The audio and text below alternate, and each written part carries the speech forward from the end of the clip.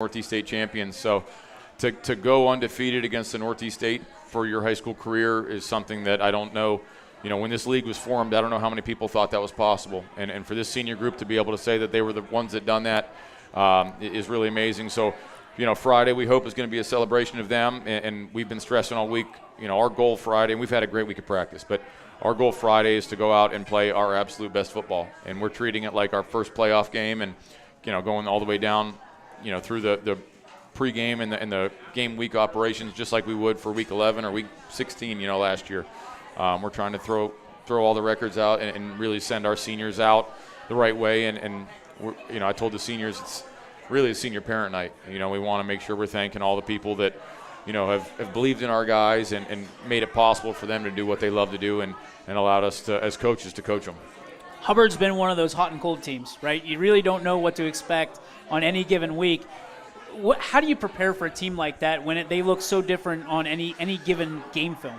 Well, I think part of that's just being a young football team. I think they're starting 6 sophomores on defense, which is, we've been through growing pains, like that before. It's hard to remain consistent, I think, but we know we're going to get their best shot, and I think you have to prepare as if they're going to play their best football. Because I'll tell you, when they're at their best, they're a good football team. I think you saw it last week, holding Girard to 21. Really, I could argue could have been 7. Yeah. I mean, they did a nice job defending them, and they're doing a lot of good things offensively as well. So, for us, we know we're going to get their best shot, especially week 10, and sure.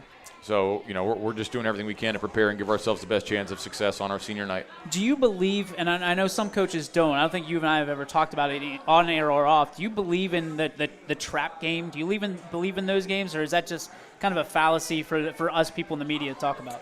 You know what? I really don't. I guess it probably depends on the situation, but, for us, I told our guys, every day, I don't want them to view practice as a responsibility. I want them to view practice as an opportunity to get better. And I told them our challenges as coaches and as players, our job is to see how good we can get and how high our ceiling can be. And every week, every day is an opportunity for us to show improvement and see how good we can be. And I don't know where that ceiling's at. None of us do. But I want to see how close we can get to it. So no matter who we're playing on a Friday night or what the situation is, that's our goal. We only get so many reps. We're going to try to get our money's worth. You had a front row seat for Logan Butcher. Yeah. I mean, talk about how special that young man is. Oh, he's incredible. I met him a couple of years ago through track season. He came out for track and gotten really close with him, got to know him well. And he's a special competitor, first-class kid. Our guys love him. His teammates love him. He's a great leader, and I think he's, a lot of times, when you get a guy that's, a multi-sport guy, you're always worried about how they'll fit in. And that's never been an issue with him.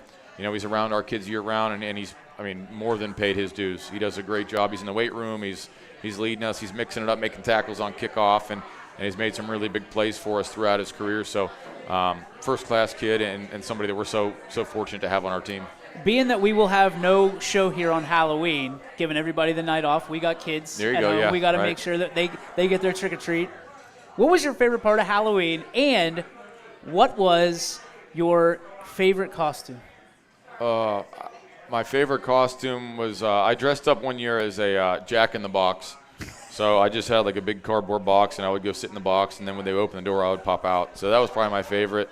And then my favorite part's probably the candy. Oh, yeah. I didn't really love going door to door. I was kind of shy about it, but I did like the candy, so that was worth it. What was the worst Halloween costume you've ever had? It's actually my dad and my brother the one year went as cows. My dad was an adult cow, and my brother Ryan was a younger cow. So they had udders. It snowed that year. It would have been 93, maybe 94. I don't know.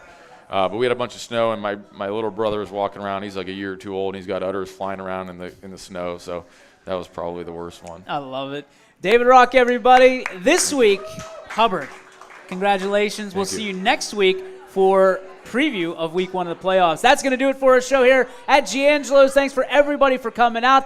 Thanks to Lynn and Frank for taking care of us as always. The great servers, a round of applause for them.